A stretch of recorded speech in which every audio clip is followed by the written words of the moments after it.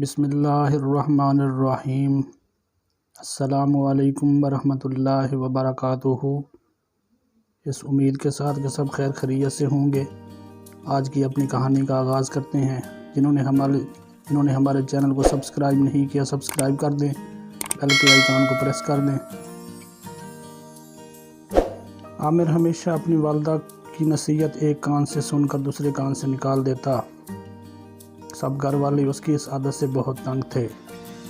वो घर की सारी जमा पूंजी अपने नशे की बुरी आदत में सर्फ कर देता। उसका एक ही भाई इमरान था जो बहुत मेहनती था। आमिर के वालिद 3 साल पहले वफ़ात पा गए।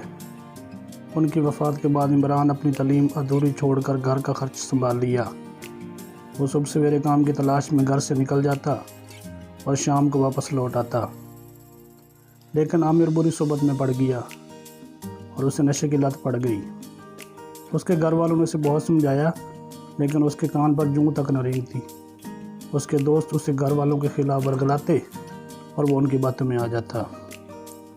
एक रोज़ आमिर नशा करके रात को देर से घर पहुंचा तो चिल्लाकर अपनी वालिदा से खाना मांगा। तो उस पर उसकी वालिदा ने कहा कि आमिर बेटा, घर में कुछ खाने को नहीं है। ये सुनकर आमिर तैश में आ गया, क्योंकि उसे बहुत ज़्यादा भूख लग रही थी, और चिल्ला कर अपनी वालिदा को बुरा भला कहने लगा। इमरान ने उसे रोका, मगर उसने किसी एक की ना सुनी। इमरान ने उसके मुंह पर थप्पड़ मारा। उनकी वालिदा ये देखकर बिलक बिलक कर रो रही थीं। अगली सुबह माँ ने आमिर से कहा कि पहले काम कर, रकम ला, फिर घर में खाना पकेगा। ये सुनकर आमिर आग बगोला हो गया। वो अपनी माँ को धक्का देकर वहाँ से निकल गया।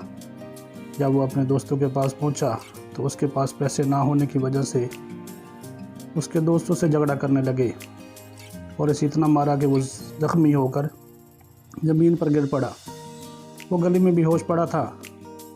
तब चचा करमदाद का वहाँ से गुज़र हुआ तो उन्होंने आमिर को इस हालत में पाया तो वो उसे अस्पताल ले गए।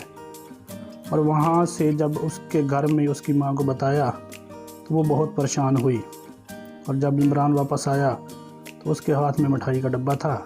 वो बहुत खुश लग रहा था, क्योंकि उसकी एक फैक्ट्री में नौकरी लग गई थी।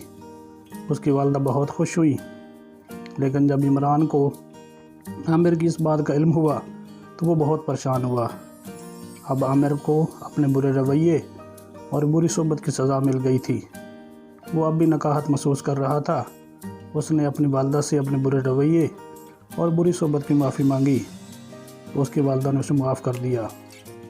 कुछ दिन बाद आमिर ने एक सरकारी स्कूल में दाखिला ले लिया। अब आमिर दिल लगाकर पढ़ाई करने लगा तो वक्त के साथ साथ उनके घरेलू हालात अच्छे हो गए।